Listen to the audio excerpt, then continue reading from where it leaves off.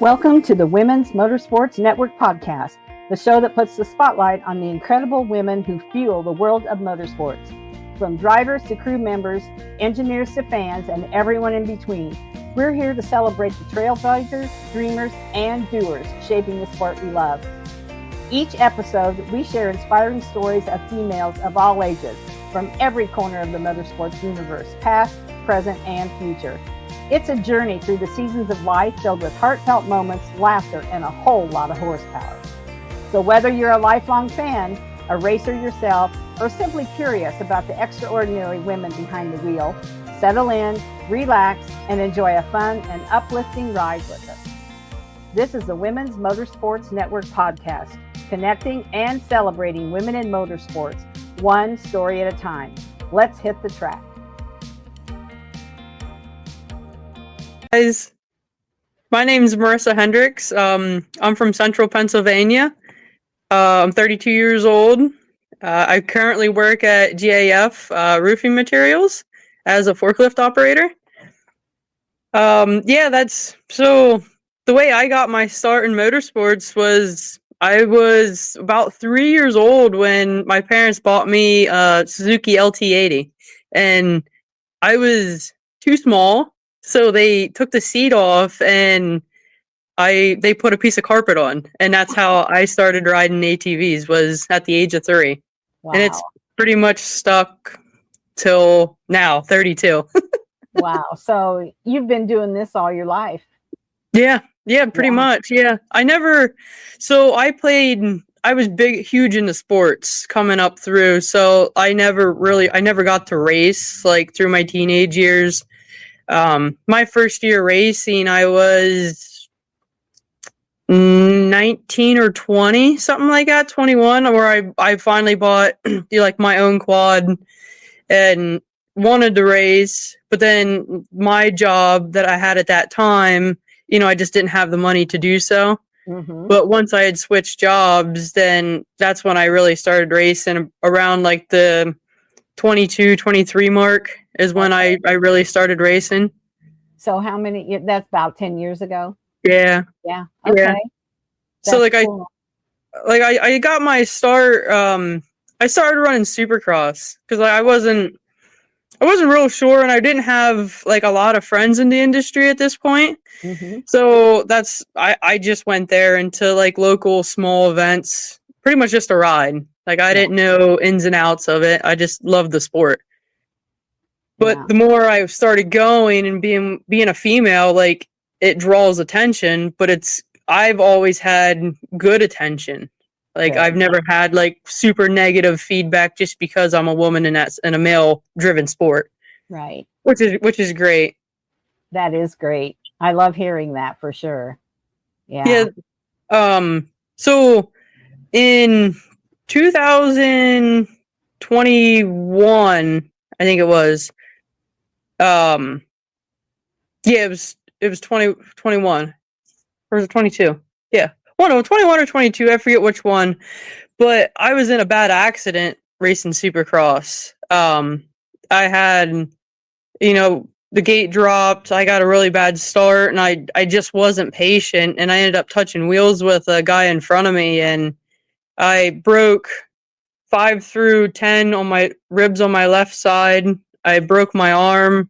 I had grade 4 lacerations to my spleen, and I had lost my left kidney. Oh God. And so at that point, like I was almost 300 pounds at that point. And like once I recovered, like this is probably like the biggest like big changer in my life. Oh, for sure. Like it was like I was given a second chance. So I'm like, now's the time. Like I need to knock it off. Like I need to get my stuff together and get in shape. So I lost a little over 100 pounds in 11 months with no doctor's assistance, just watching what I ate. And I started with walking. Like I would walk and started watching what I ate. Yeah. And then like 8 months in is when I hit the gym. But yeah, I'm a firm believer as everything happens for a reason. I know some people don't believe it, but oh, I believe it. I definitely am. Yeah. I needed that wake up call. Well, so I admire you so much, Merisa, because that's a horrible accident. Oh, and yeah. you could have just given up. Yep. Or just and not done anything to change. Oh, but yeah. you took that upon, you took that as a sign that you needed to do something different, and without anybody's help, you decided, I'm going to start walking, I'm going to start eating better. And then you went to the gym and you lost 100 pounds in less than a year. Yeah, like it was pretty crazy. It just like and I live by, it's mind over matter. Like if your mind isn't set to something, it's not going to happen. Exactly. And I think that's like a lot of people struggle like with weight loss. Like if you're not mentally ready, or like anything really, like if you're not mentally ready to do something, it's not going to happen. Like everybody can tell you to do it, but if you're not mentally there, it's just not going to happen. Well, and you have to be the one to decide that you're going to do it. It doesn't matter how many people tell you, you need to lose weight, you need to do this, you need to do that, whatever it is. It's not just weight, it's anything. But unless you're ready to do it, those words fall on deaf ears. Yep, exactly. And like that accident woke me up. And like what was really scary is like I have a medical condition which plays into my kidneys. And then with me losing one kidney, me and my mom, well, both my parents, we were like what is it? Can I survive with one kidney? With me already having issues. Right. But, and that was like the other like pusher, like, hey, like that was the wake up call. Like get your crap together, and like you're given a second shot, so don't mess it up. Wow. I had no idea, Merisa, and I'm just blown away by your story. That's so admirable for what you've done to turn your life around, for sure. So, are you still driving your quad at all? Yeah. So this will probably, I'm gearing up. This will probably be my last like full season. Like I'm not gonna sell out or anything, but just like I'm 32, I'll be 33 this year. Just looking like to maybe different things in life come about. Yeah. And like, saving some money, because we all know racing's very expensive. It is. But like if I want to go hit a race, like I'll still have the quad. Yeah. But like 25 is pretty much going to be like my last full season, I think. Yeah. Who knows? Well, and it's good that you kind of realize or want to, like make a pivot in your life. It's like, okay, I've done this, and we call those seasons, don't we? Seasons of our life. So that was a season of your life. And now, maybe you're going to take up knitting, or I don't know, whatever it could be. And, or get married and have a family, or whatever it is. And, go back to school to become a nurse. I mean, there's so many things you could do. Oh, yep. And there's nothing wrong with saying, okay, I did this and I have stories to tell, don't you? And then, and then say, you know what, I'm ready for something else, and look around and see what catches your eye to do something different. So I think that's great. Absolutely great, for sure. Do you have any thoughts about other things that you would like to do? Not really. Like the family thing's a big one. But like I still have a side by side too. So like maybe running that a little bit, being in a cage. Yeah. It's a little bit safer. I mean, it's all the same dangerous sport, but but the equipment is a little safer. Yeah. And like after my accident, like one of my friends, they're like, well, why don't you try woods racing? Like we call it, like, I refer to it as like sprinting. So like in a supercross race, you have like 5 to 8 minutes to do what you need to do in the race, where cross country, or like woods racing, as I call it, or XC, you have an hour and a half to 2 hours. So like you Oh, don't have to like push like right off the bat and like, oh crap, I only have like 8 minutes to try to get to the front. yeah. Like I like that's the way I set it up is like I'll run like the first almost half the race learning the track, and then I'll really pick the pace up at the end when everybody else is tired. Yeah. And that's how I like to race. Like I let everybody else wear themselves down, Yeah. and then I come in strong at the end. But my one friend, she's a former uh, WXC champion. Okay. I think she won in maybe 2011, something like that. But she had a very bad accident too down in Georgia, and she just told me, she goes, "You can't give up." She goes, "You have to get back on. Yeah. It's you just whether you're scared or not, you'll get over it, but you Yeah. have to get back on." Well, it's like So, falling off a horse, right? You yep, don't, even if you never ride very much ever again, as long as you get back on and know that you can, then you're set. So yep. like, I've not heard of woods racing, so or XC. So tell me what that is. So like the big national series, it's called the short term is GNCC. It's Grand what was it? Grand National Cross Country. Okay. So it originally started in West Virginia, and it's a woods track. So it's normally like the national series is like 10 to 12 miles long per lap.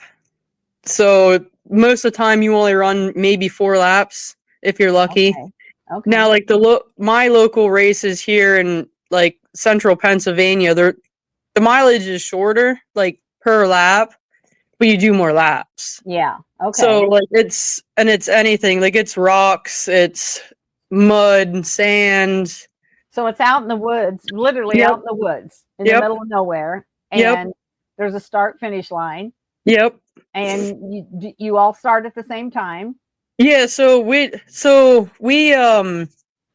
the one series I race up in New York, Nyoa, NYOA is how it's spelled. Okay. They average about 280 quads per race. And Wow. yeah, and the way they start in like lines or like Okay. rows.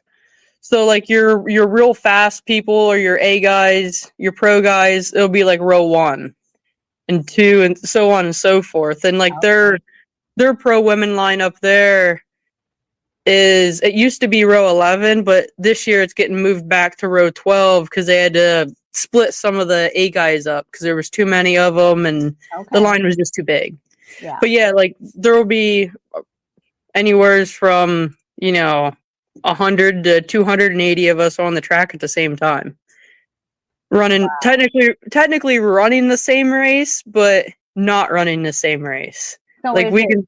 are you racing against yourself like for time, or are you actually racing against the people? It wouldn't be fair if you were racing against the people that started first and they were the best ones. Right, so it's a little bit of both. So you're racing the clock, but then you're also racing like your class. Okay. So it's all broke up into classes, but they have what they call like an overall winner, and Okay. it's all on like time adjust.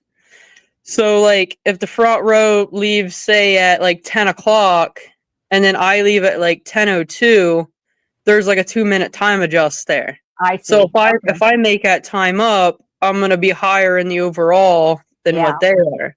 Okay. I see.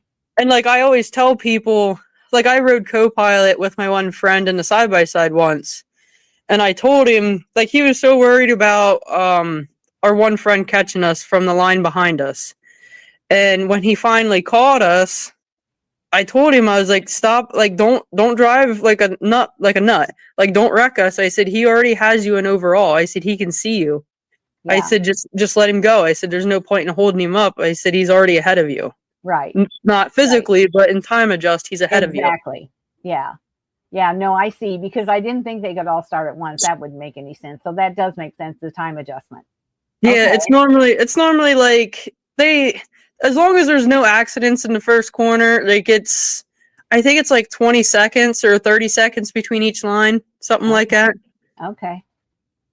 Wow, that's cool. So if you did you did a race, like a normal race, like close to where you live or whatever, and so then they say it starts at 10, it ends at noon, and you do your best to get as far up to the front as you can, and that's kind of the purpose of the race.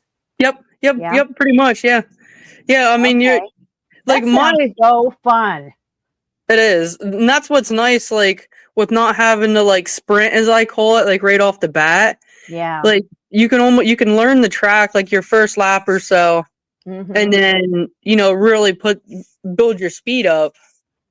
And I think, go ahead. like my thought, like I guess my thought process is because like I've been hurt really bad before, so like I know what it feels like to wreck and lay in a hospital bed. So I'm more cautious than a lot of other racers. Yeah.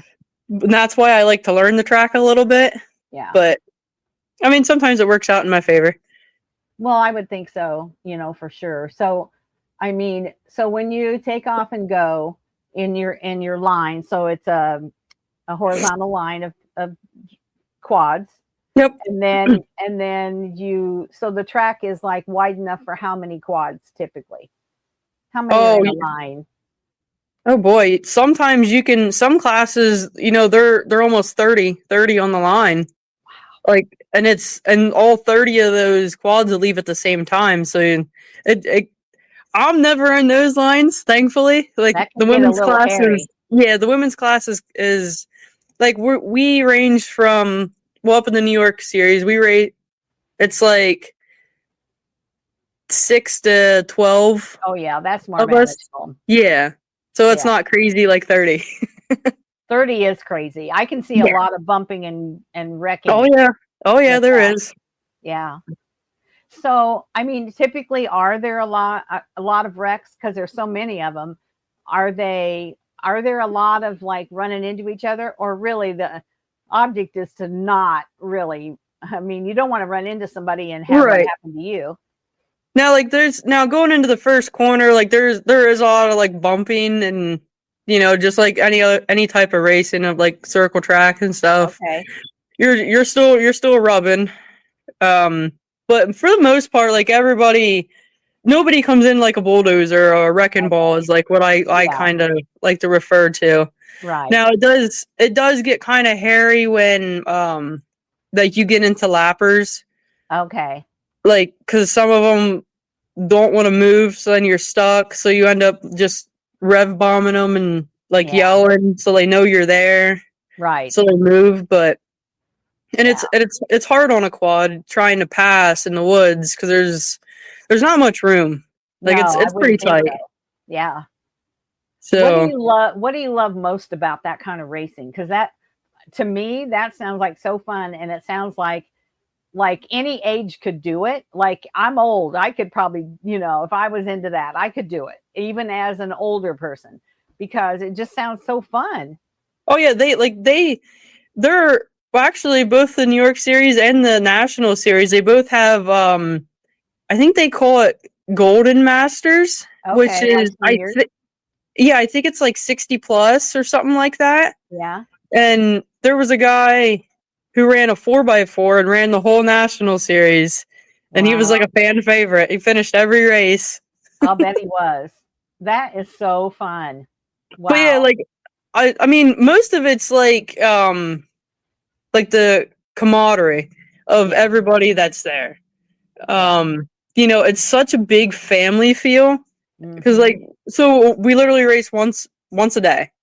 So like for the New York series, it's Sunday. So like me, like I don't have a camper, so I just go up Sunday morning, but I know people that are up there, so we all park together. Yeah. It's like a big old gathering.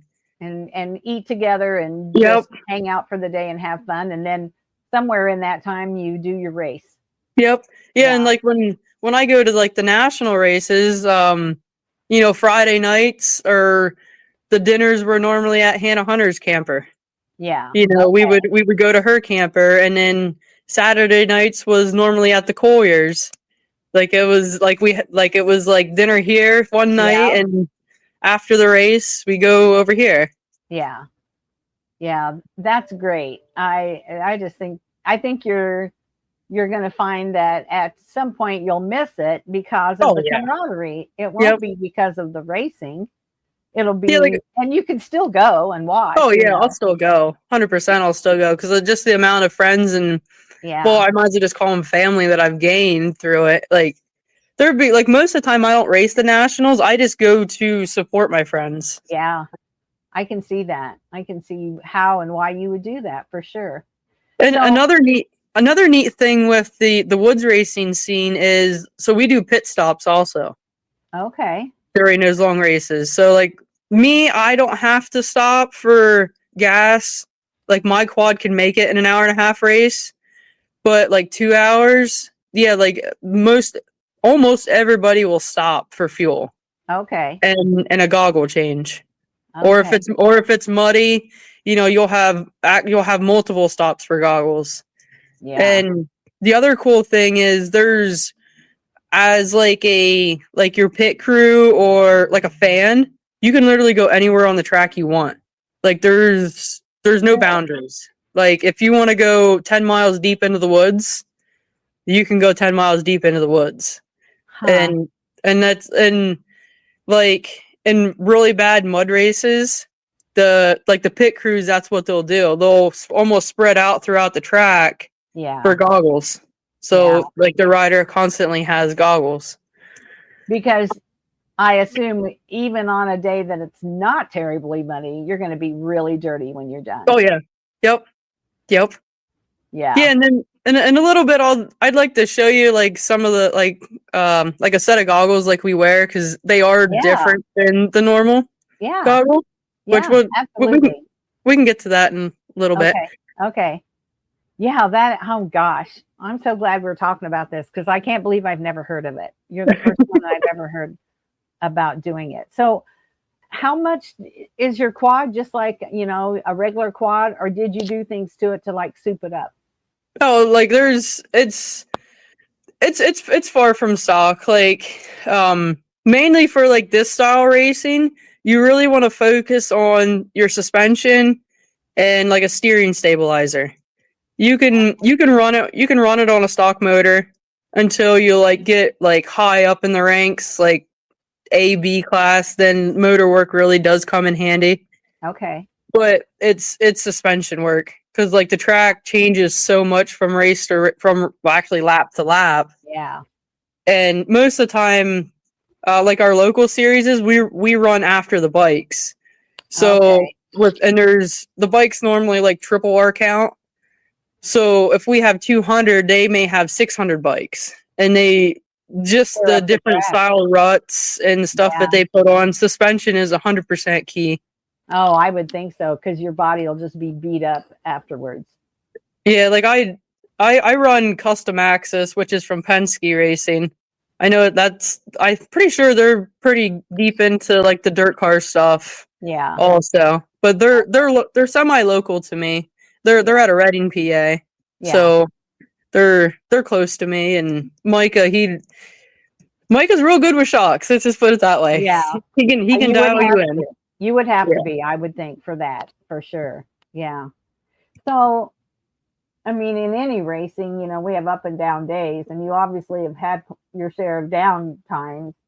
But how do you like not the day that you had the wreck because that's a whole different thing.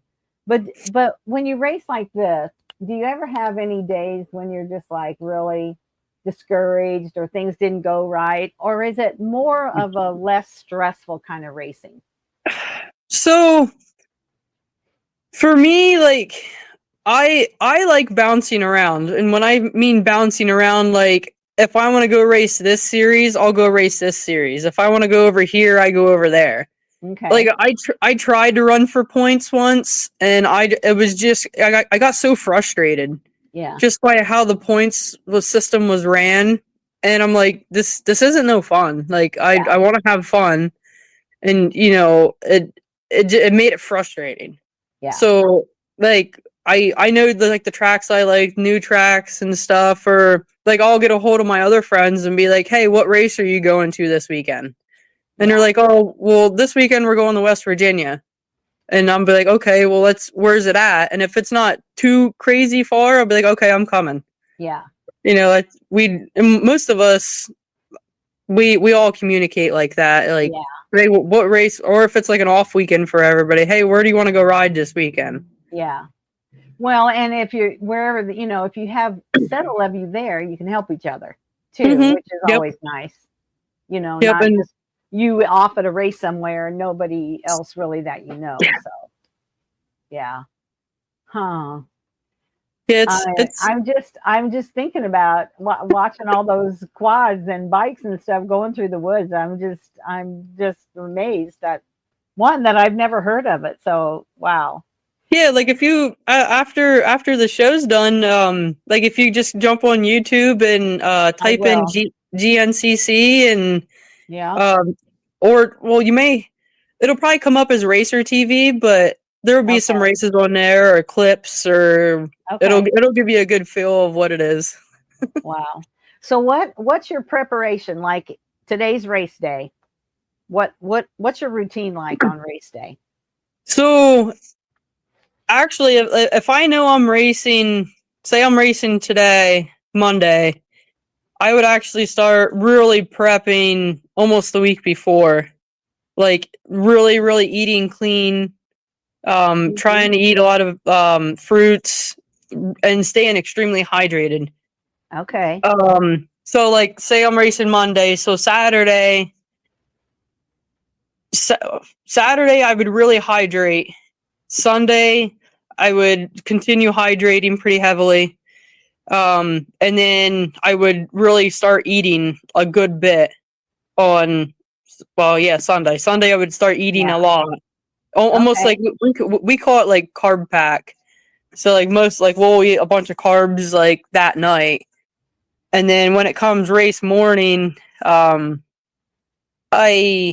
normally I don't drink a lot during race day because I end up getting sick when I do. Okay. But yeah, it's mainly just staying hydrated because you figure you're racing an hour and a half to 2 hours with no real break. Now, granted, we all have hydration packs. Well, most of us have hydration packs. Yeah. But it's just like your body's working straight for an hour and a half, 2 hours. Mm-hmm. It's a real physical toll. And like I didn't really realize how much nutrition played a fact in it. Okay. Until I started racing cross country, and then I was getting really sick after the race. Really? And I'm like my body would just almost like shut down. Like it was just so weak. And that's when I started. I was like, all right, like I really have to get in shape. I have to start eating right. And like to get on the right path, what worked for me is like I reached out to my other race friends, like my other girlfriends, and asked them like, hey, what do you do? Mm-hmm. And like I would take bits and I would try one. That if that didn't work, I would try someone else's. Yeah. And like I pretty much made my own like thing, just hydrate, and then I carb pack the night before. I do try to eat a good breakfast. Yeah. Either like eggs or something like that. And not right before the race, I'll eat a banana and maybe a pack of crackers. Okay. But other than that, and like in my hydration pack, I actually mix water and Gatorade. I was going to ask you that. What do you hydrate with? And then, so you need the nutrition from the Gatorade and mix it with water. Yep. But like at least for me, that's how my body is. Like I know a lot of people, they'll run straight Gatorade or they'll run straight water. But like the way my body acts, like I need that little bit of kick throughout the race, right, to keep me going. Yeah. So obviously, so this is a question I usually ask. Has being involved in motorsports helped shape you into the person you are today? And it literally has done that for you. Oh, 100%. Like both like physically, mentally, like literally everything. Everything. Like it's completely changed my life. Yeah. And had that not happened, which like you said, things happen for a reason, and we don't ever want to see anybody get hurt. Right. But that was sometimes we have to go through the worst to wake up and realize ourselves. Yep. Everybody else can see it or knows or think they know. Mm-hmm. But until we see ourselves what we need to do, and that's what happened to you, Merisa, and it changed your life for the better. Yep. Yeah, that it definitely did. Yeah, I mean, honestly, like if I wouldn't have wrecked that night, like I'd still be working third shift. I'd still be extremely overweight. I'd be miserable. Like it just the whole thing like just changed everything. Yeah. Oh, absolutely everything. So, would you encourage other girls to get involved in racing like what you do, or any kind of racing?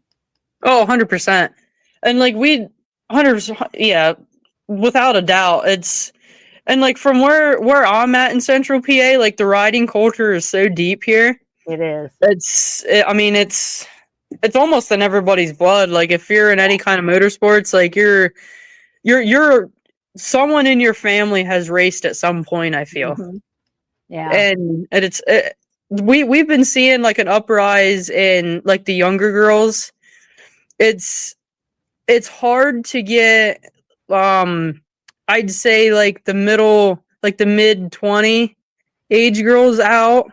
Yeah. And like the 30-year-old girls, just for the fact of they're I don't want to say scared, but they're timid. Like they know they can ride, but they just don't know. Like they don't know what to do. They're scared to actually like make the step to try it.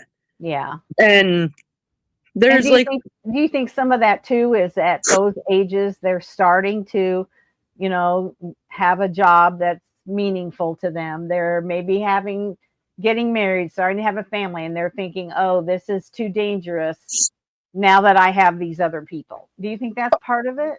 Oh, I'm sure it is. Like I've seen people that they can ride really well and race really good, but it's in the back of their mind like, hey, I have a little boy at home. Like right. I can't get hurt. Right. That's definitely a factor. And then like, because most of them, their husbands or boyfriends race, so they're so used to the pit and doing like the jobs of the pit. Now they're like, I think in the back of their mind, well, if I'm racing too, who's going to take care of him? Yeah. And our other local series, District 6, they actually started a good program. They call it the Diva races. Uh-huh. So you don't need an AMA card, and they run I think it's the youth track, and they run for a half hour, and it's meant to as a building block to get you into racing. Like if anybody wanted to try it, you would start there with, you don't have to pay the $50 for an AMA card. Yeah. And you're not on the track with all the other adults. It's right. Literally just them. That's a great program. Yeah, and like the quad side's kind of like, it really hasn't went up. I think it's kind of went down a little bit, but the bike side, the dirt bike side, the dirt bike side's doing great. Yeah. Yeah. They get a big turnout for that. Wow. So, do a lot of people know what you've been through, like your story? And if so, do you feel like you've impacted other people, or maybe you're a role model for other people? Oh yeah. Like there'd be people that I don't even know personally who will come up and like talk to me about it.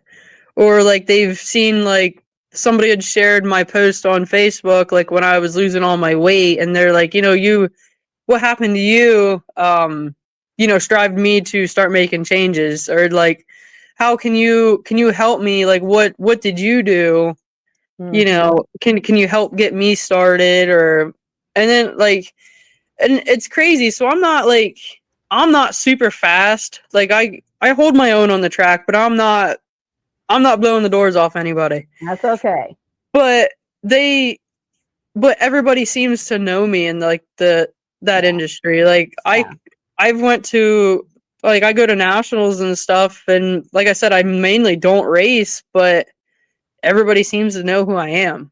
Yeah. And like my friends back home, it's your story. Like, yep. And my friends back home are like, I don't understand how you knew all these people. And I was like, hey, I said, you got to show up for your friends. Like, if your friends are there, you got to show up. And then people notice that. People notice when you jump in to help somebody. Oh, absolutely. Or it's like, you don't even have to talk to them. They'll remember you. Yeah. And they will. I feel like that's helped me like extremely in like the sponsorship side. Yeah. Of like getting help from companies and so on and so forth. Oh, I'm sure.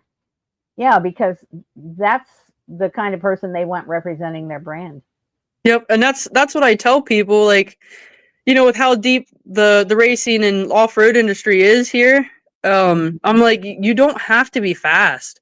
I said companies, yeah, sure, they like their fast people, but it's how you carry yourself, how you represent yourself at the track, like how friendly you are, your sportsmanship. Like, when you don't think somebody's watching, somebody's watching. Somebody is watching. There's always somebody watching. Yep. And it's, you know, sometimes, you know, if you're always on your, now granted, everybody, we all have bad days. Yeah. You know, it's going to happen, but you got to like put it behind you and, you know, still continue that day. Even though you're extremely mad, you know, you can't let everybody around you see you throw a hissy fit.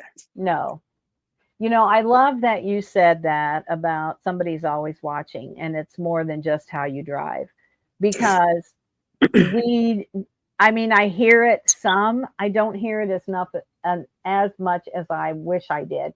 I wish more people would mention that when I do interviews, that, you know, it's more than just how fast you go. It's about you as a person.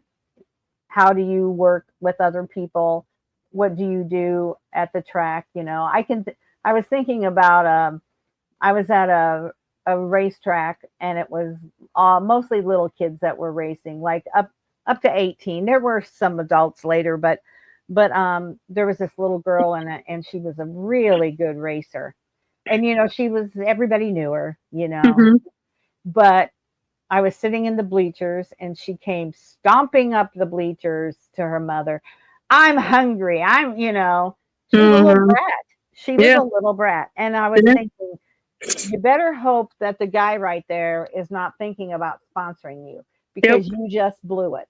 Yep. And so you can be as successful in anything as you want, but if you treat people wrong, you know, you're not successful at all. Yep.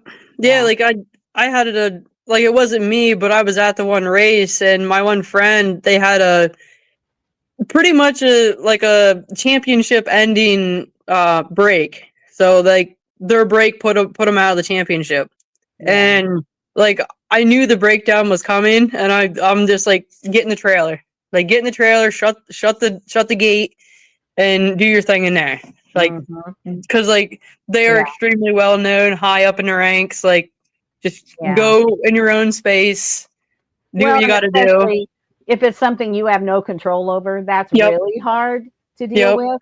You know, it's one thing if you mess up, you got nobody to blame but yourself. But if something breaks, and it's just how racing goes, that is hard. It's very hard, but you're right. Go where nobody can see you. Don't ruin everything you've built because of this, for sure. Yeah. So after you had your accident, how did your family feel about you going back to racing? Oh, they hated it.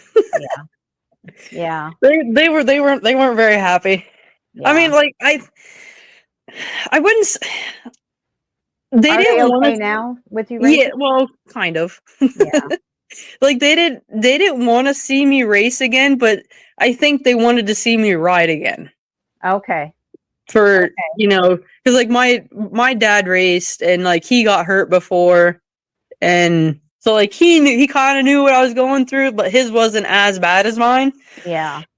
But like, because like they really both times I had wrecked bad, they weren't there. So they got the phone call. They normally don't go to my races, so they get the dreaded phone call. Yeah, that's hard because in your mind as a parent, or in your mind, it's 10 times worse than what it really is, and it might be bad enough as it is, but in your mind as a parent, it's always going to be even worse than that. Yep. You know. Yeah. Yeah, that first rate, that first year back, they were like really on edge about it. Yeah. But then once I started losing weight, getting in real shape and riding a lot, I think they still worry, obviously, but they're not as like, I don't want you to go race type thing. Yeah. I mean, I can see on their side, you know, you're their child and they want the best for you in every area, for sure. Yep. So, what advice, you know, have you had anybody that gave you advice other than you got to get back on the quad? You know, about like somebody that maybe a role model that you looked up to? Yeah, like I have a few of them. I've gotten so much advice over the years, mainly like not so much like general life advice, but just like advice on like how to do my own prep and stuff. Like Chris Bender, practical racing advice. Yep, like Chris Bender at Barnyard Performance, like he's pretty much taught me like everything mechanical that I know. Like before I moved out, like I was up there at his shop like 5 out of the 7 days a week till like 9-10 o'clock at night every day. You know, it's just what I love to do. But like he would let me mess up and then teach me the right way and what I did wrong. Yeah. So that way I knew what I did wrong and how not to do it again. Yeah. But like my friends, like Hannah Hunter, like she's done a lot for me, like with advice and, you know, what to do, especially nutrition wise. Same with Tracy Pickens. She's the same. They help me out so much. You know, they like her advice, like she's a 12-time national champ. So what Tracy tells you, even though it may not make sense to you, you listen. Yeah. Like she's been around the ropes a couple times. Right. Like it may not make sense, but you listen to her. Yeah, for sure. So, do a lot of fans come to these races? Yeah.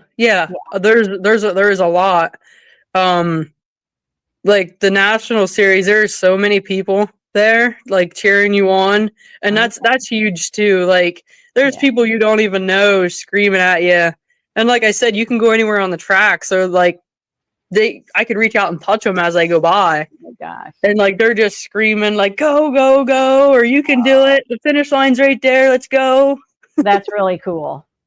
It gives you such a huge like adrenaline rush. Yeah. Like when you come into the big fan sections or even coming into your own pit. Yeah. That's so cool. So social media, I'm sure you use that or, you know, share what you do. You did it for your weight loss journey. How can people follow you and maybe reach out and say, hey, I heard you on the podcast.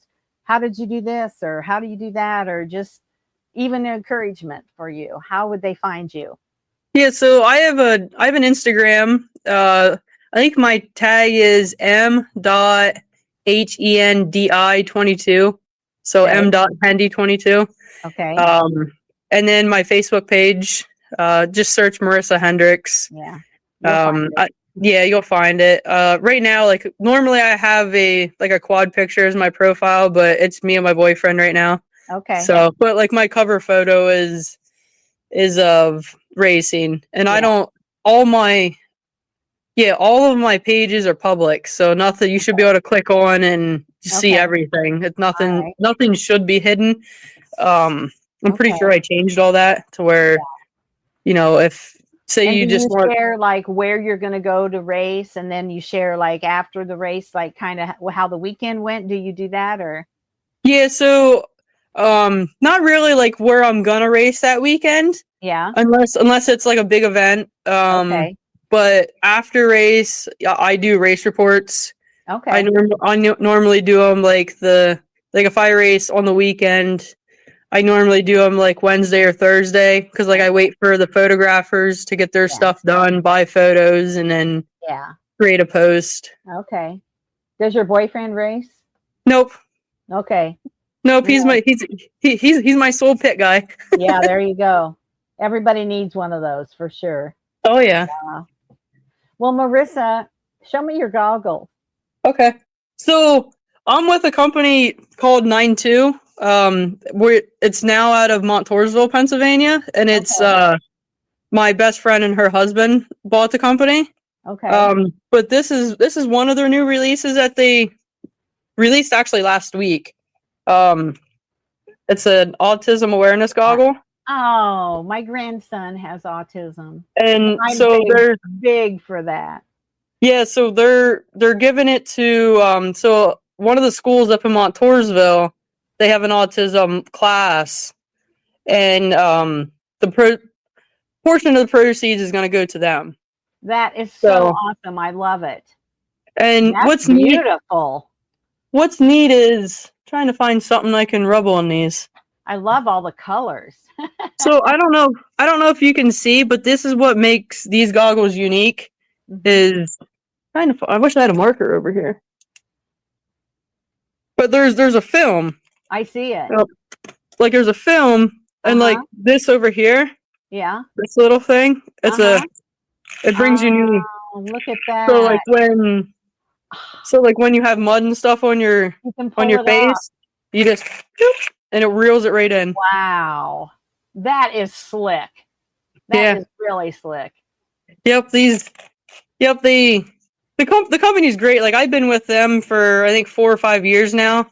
Okay. And the original owners, I went with them because I seen they were doing a breast cancer goggle, and they were doing it to a local woman, to them. Yeah. And I'm like, that's pretty cool. Like, what other company is doing that? None of the other goggle companies are doing that.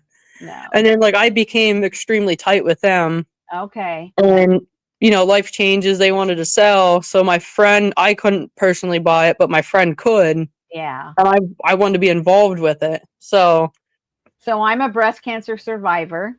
Oh yeah. And then my youngest grandson, he's 4, has autism, and my daughter, long story short, is she went from taking him to a school when he was like 2, because he was nonverbal, and took him to a school when he was 2 in the Phoenix area, and she wasn't happy with it. And her husband had been involved in like drug and alcohol rehabilitation companies, so he had kind of a medical background in that. He knew all about insurance and running those kind of companies. So they opened an autism center. It'll be 3 years in May. They now have 4 locations in the Phoenix area. Oh, wow. Good. That's awesome.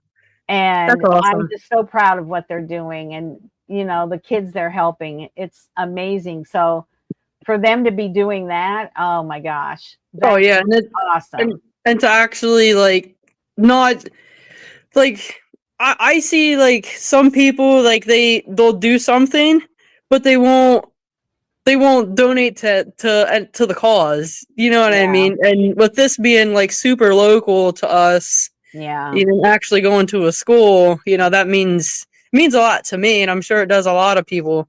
Oh, absolutely. I love it. You tell them that I just think that's awesome. Oh, I will. And this one just came out yesterday. Oh, so this is like more geared towards the women. Yeah. So it's pink, purple, and yellow. Nice. And they look like there's that you could really see good out of them. When you say goggles, I was thinking, not anything like that. Those are really big time goggles. Oh yeah. Yep. And so one other company I'd like to mention quick. Sure. that has a great movement. It's actually called Fearless.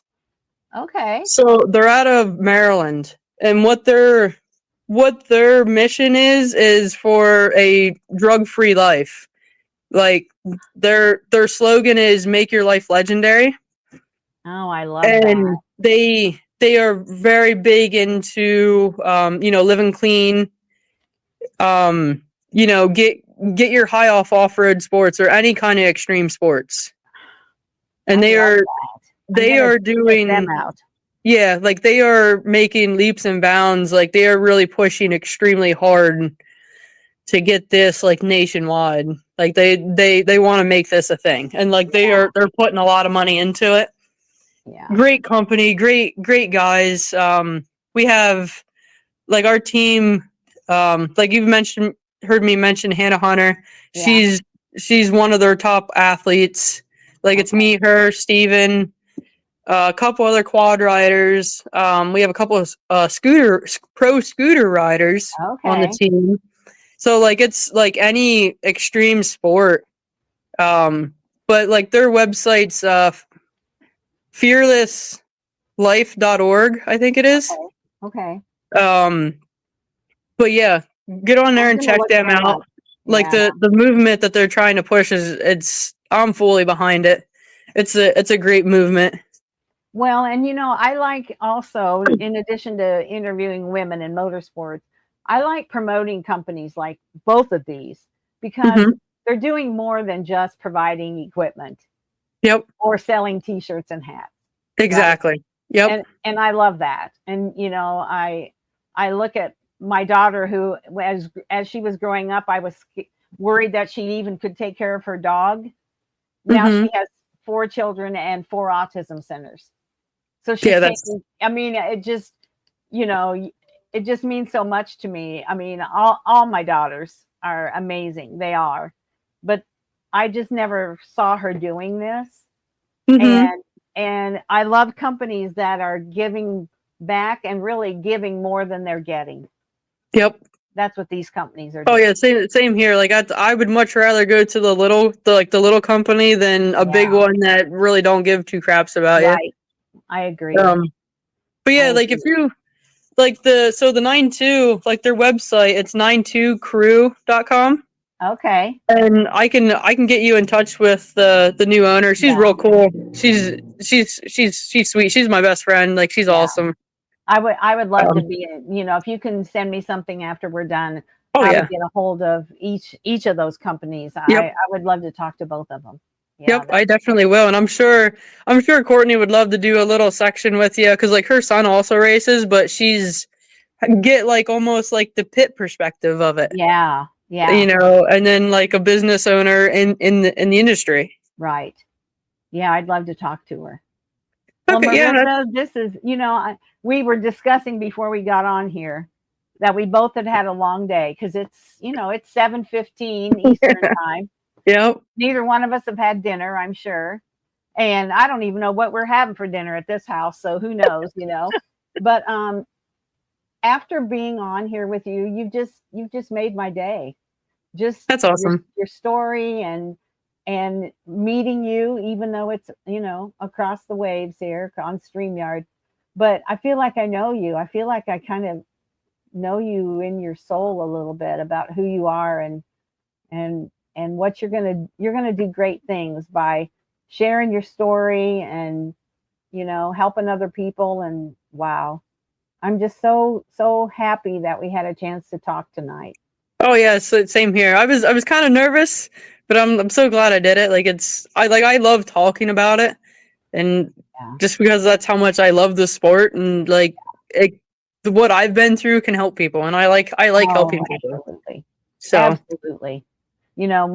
My son committed suicide in 2018, I'm sorry. and I had people who said, and he was my connection to racing. He's the one that got Okay. all of our family in racing. And Okay. I had people say, "Oh, doesn't it bother you to share?" No, because he just sharing his story and being and with other parents who've lost somebody or you've lost your friend or whatever, you're able to help people and help people understand, how to get through it, and that they're not the only ones that have gone through it and all these things. And it's same with you, what you've gone through. As long as you can help and you're okay to share it and you're helping people, then it kind of makes it worth it. Not really, but, Yeah. It's at least a little bit of sun in an otherwise cloudy day. Yep. Yeah. Oh, yeah. Well, Merisa, you hang on. I'm going to end the recording. I want to thank you for being here. I just have a couple little things to take care of with you when we're done, and then we'll talk again soon. So hang on. Okay. That's it for this episode of the Women's Motorsports Network podcast. We hope you've been inspired by the stories I shared today and feel more connected to the amazing community of women in motorsports. Remember, whether you're behind the wheel, in the pits, or cheering from the stands, your story matters. And together, we're driving change and celebrating every milestone. If you enjoyed today's episode, be sure to subscribe, leave us a review, and share it with someone who loves motorsports as much as you do. And don't forget to follow us on Facebook and Instagram for updates, behind-the-scenes content, and more incredible stories. So until next time, stay inspired, stay connected, and keep racing through life. This is the Women's Motorsports Network podcast, where every woman's story is worth celebrating.